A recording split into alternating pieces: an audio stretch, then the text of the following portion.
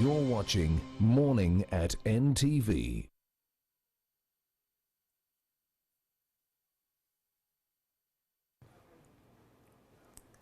Now, tomorrow we will be observing the International Day of the Girl Child. That is out of the way. Now, the day was declared by the United Nations October 11th actually wasn't it December 2011? Yes, it was in December 2011. The day was declared by the United Nations General Assembly right there. Now, in Uganda, Plan International is one of the organizations at the forefront of the promotion of girl-child education. And to speak to us about the progress made by Uganda in this regard as the nation in support of the girl child, we have Irene Kagoya, the country advocacy and influencing manager at Plan International. We also have Mr. Goloba Rogers, a program officer at the Ministry of Gender, Labor and Social Development. Good morning, and thank you for coming to NTV. Good morning. It's a pleasure. It's a pleasure to be here too. Now, let me start with you, Miss Irene. What is International Day of the Girl Child, and what does it mean to you? Okay. Yes. Thank you so much. The International Day of the Girl Child is a special day that was set aside by the UN General Assembly, and it's a day when the world celebrates the rights of girls. It's the day when we take stock of the progress that we have made towards advancing the rights of girls, not only in Uganda but in the entire world. And for us at Plan International, it's a special day because while we work with children, we also are keen on promoting the rights of girls in the world. So for us, celebrating this day means a lot because we are able to reflect on what it is that we are doing to advance the rights of girls. We are able to think through the existing gaps and find ways of how we work with different partners to further promote the rights of girls. Yeah. So between 2011, December 2011, and now, let's talk about the progress. How far have we come? There's been progress. To date, we are seeing more girls enrolling in school. At least we can boast of 50 to 50 gender parity enrollment in schools. Which wasn't the case before. Which wasn't the case before. Go ahead. And we are also seeing more girls gaining more confidence, coming out to engage in public spaces, and different partners are supporting girls and really looking at the fact that they're coming out to appreciate that when you invest in a girl, you are actually investing in a nation. Indeed. Yes. So we're seeing more people coming in to support the girl child. Issues of violence against girls, while they are still on the rise, at least we've seen more partners coming in to support and address issues of violence against girls in the country. And families, even right at the community level, the culture and attitude towards girl child education is changing. People are appreciating what it means to educate a girl because they know that once you educate them, it's going to have a ripple effect on the lives of the people around her, not just one individual girl. So the mindset is changing. Yes, it's changing. It's no longer over time. centered on the fact that, okay, girls are only good in the kitchen to cook. Girls should only get married. Actually, so that it's changing. The that is sentiment being changing. demystified. Yes, yeah, over also. time. Go yes, ahead. yes. It's being demystified, and then we're also seeing that different partners are coming in to support the girl child. For instance, we know that many girls struggle with having sanitary towels at school. Yes. So there are many development partners that have come out to support girls, even social corporate responsibilities from some of the private sector companies. They are coming out to see how they can support girls have some of these sanitary towels, even to support them, equipping them with skills on how to make affordable sanitary towels so that they can be able to go to school. Yes. So at least we are seeing that come into place. And then also one thing that we've seen is that there are more role models for girls today. Yes. Because we see many women in positions of leadership than probably what it was like years ago. True. So girls are able to get inspiration to assume leadership in their communities. Yeah. So well, Irene, myself, I have 3 younger sisters, and I've been very, very vocal when it comes to their education. Empowerment of the girl child is very critical to me in that regard. Yes. And one of the issues they used to talk about a lot was the issue of sanitary pads. And they would get help because they had the support and the mentor of their older brother, their father, their mother. But then I'm looking at that child in the rural area whose father or mother is incapacitated by poverty to avail these pads to the girl. What are you doing as Plan International to help these girls in rural areas attain these sanitary pads? Okay, great, thank you. Sanitary pads is a very big issue for girls because when you look at poverty in this country, we still have high levels of poverty, especially in rural areas. And that brings in the question of period poverty, that girls cannot be able to access or afford to purchase sanitary towels, not just for a month or even sometimes throughout the year. And it's very challenging for a girl child. For some of them, the moment they will begin their menstruation period, that's when the parents would say, I think now you have to get married. Or for a girl facing the embarrassment without pads at school, they would rather opt to find somebody to give them pads, and in that process, they will be the education will be compromised, and they will either get themselves into teenage pregnancy and fall out. But at Plan International, one of the things that we're doing under our WASH programs, that is water, sanitation and hygiene programs, is that we are working with partners to support girls to make sanitary pads at a low cost using low cost materials.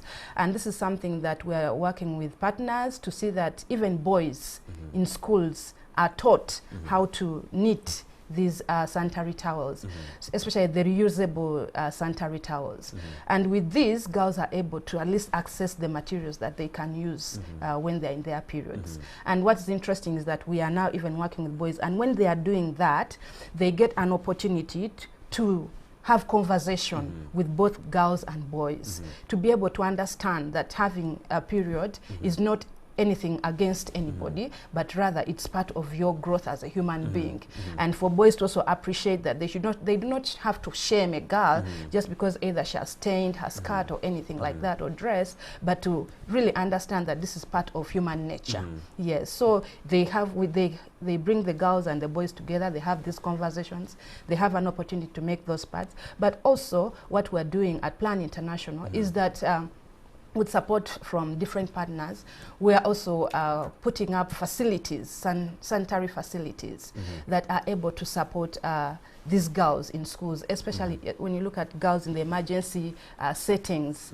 It's very difficult for them to have access to sanitary facilities. So Plan International is supporting that to see that at least there are sanitary facilities for girls and that they are friendly to also girls with disability, because sometimes we'll have these sanitary facilities, but when a girl with disability or a boy cannot access. So those are some of the things that we do, that yes, we are pushing for gender equality, but also elements of inclusivity in our intervention. And essentially, boys also have a role to play when it comes to empowering girls in this regard. Absolutely. That's Irene Mliagonje, Country Advocacy and Influencing Manager at Plan International. The banter is around International Day of the Girl Child that is slated to be held tomorrow. The day was observed in 2011 December by the United Nations, right there, to empower our girls all over the world right there. Now, also in studio I have Mr. Goloba Rogers, a program manager with the Ministry of Gender, Labour and Social Development. What is your ministry doing to empower our girls in this regard? Okay, the ministry is doing a lot, but first and foremost, the ministry has a mandate, first of all, to take care of all children, to protect them from the worst forms of violence, from exploitation, and then from abuse. So the ministry has a very, very key role to play in ensuring that girls' rights are protected. Yes. But apart from that, the ministry has various programs and projects and interventions right from the national level to the districts, where we're engaging with key stakeholders, we're engaging with the religious and cultural leaders, we're engaging directly with the community to ensure that, first of all, we change their attitudes, we change their behaviors, and then we help them to adopt the best practices that can help the girl child. That means supporting individuals at community level to be able to really understand what supporting a girl really means. So that is very key, because, you know, we're living in a patriarchal society. So obviously people need to know that the girl can also make a same contribution as a boy. And we've seen this all through. We've had good examples where actually women have come out and be able to support families. But also the key thing for us is that as a country, if we're to move forward to achieve our Uganda Vision 2040, to achieve our broader development goals, the SDGs, we cannot do it as men alone. Girls and women have to be involved, because for us to achieve all those goals, we need equal participation, we need equal contribution, we need everyone in Uganda to be as productive as the other. So if girls are going to be behind, then we feel that we shall not be able to exploit or reach the full potential that we all aspire to be. So as Ministry of Gender, like I said, there are programs for skilling under our different training institutions and Antao, and like Ntao in Mukono, in Koblin, and everywhere in Uganda. And then most importantly, we do give empowerment to the girls and young women. That is through our Uganda Women Entrepreneurship Program, where we're giving cash support to women who are starting businesses, and also our Youth Livelihood Program, where youth who are engaged and they have ideas, they want to engage in agriculture, they want to engage in various artisanry, are being supported to be able to get capital, to be able to engage and something, and contribute to their own, first of all, welfare, but also that of their family. So we believe that we cannot really achieve a lot if women are not involved. Indeed. Now, like Ms. Irene Kagoya intimated earlier, that rural girls are being capacitated by poverty and they can't access sanitary pads. Now, besides that, the issue of in their inability to access pads, what are some of the other existing challenges stopping our girls from reaching their full potential? Among the key challenges that girls face today is the issue of child marriage. You know, when girls drop out of school early enough, they get married. And these are some of the social cultural constructs that are existing in our communities. We have teenage pregnancies, which are very high. So we also have a lot of issues to do with human trafficking, and most of the targets are actually girls, because they can easily be hoodwinked by opportunists to engage them in work which is actually not there. There's an issue of HIV. Young girls also are at a higher risk of getting HIV. Their HIV prevalence rate or infection rate for young girls is 9%, which is above the 7.3%, which is the national average.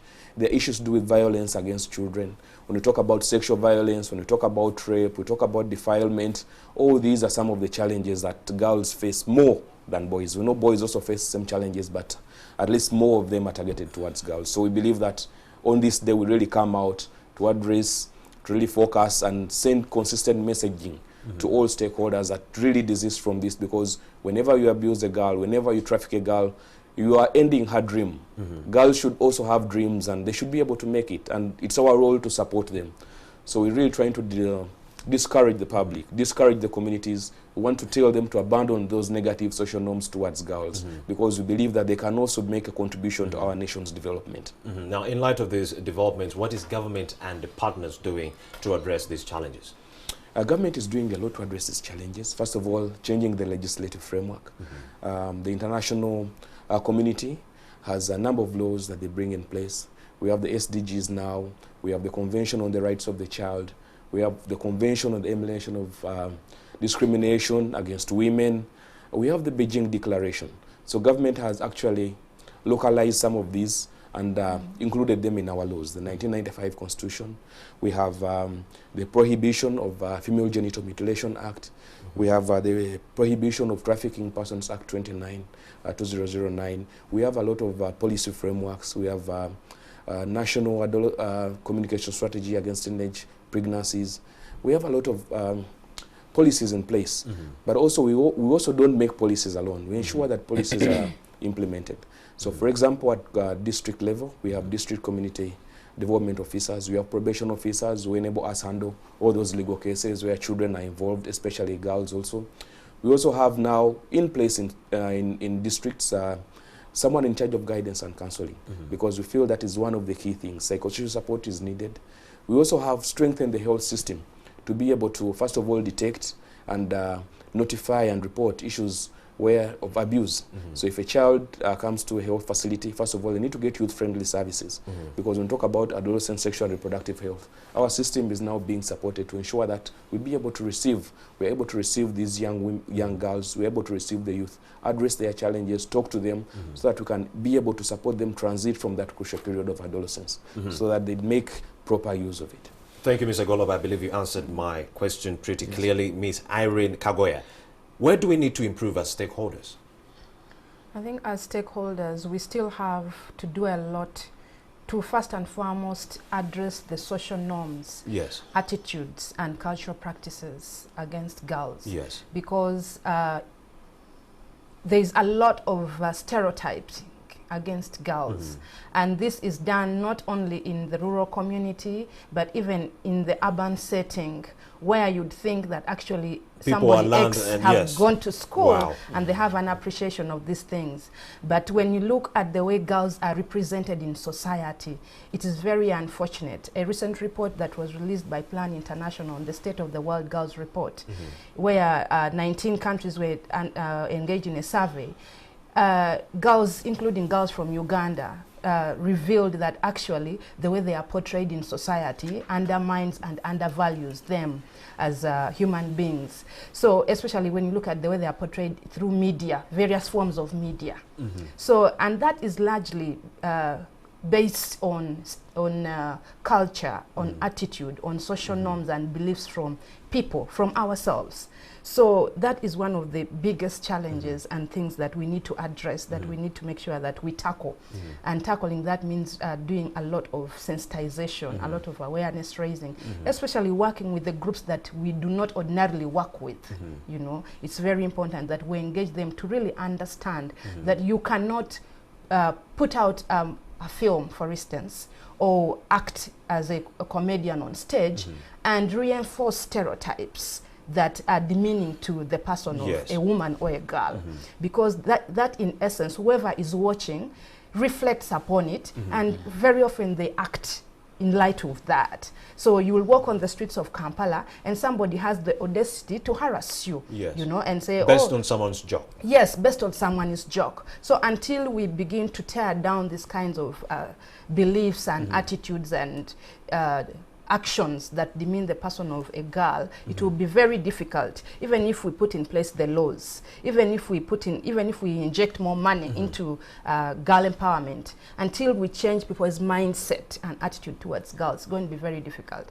And that is, of course, a process. It's a very, very lengthy process. But tomorrow, International Day of the Girl Child, we'll try. We will try to actually bring this to light. Yes, and this is not just a one-day's event. It's a whole year's event where we have to continue to retaliate and talk about issues affecting girls and work with partners to make sure we are addressing these challenges. So while we have this special day that has been set aside for the girl child, this is action that we have to continue embarking on throughout the year. Speaking of reiterations, Ms. Irene, what is the main aim of hosting this International Day of the Girl Child, or celebrating it this year in Uganda?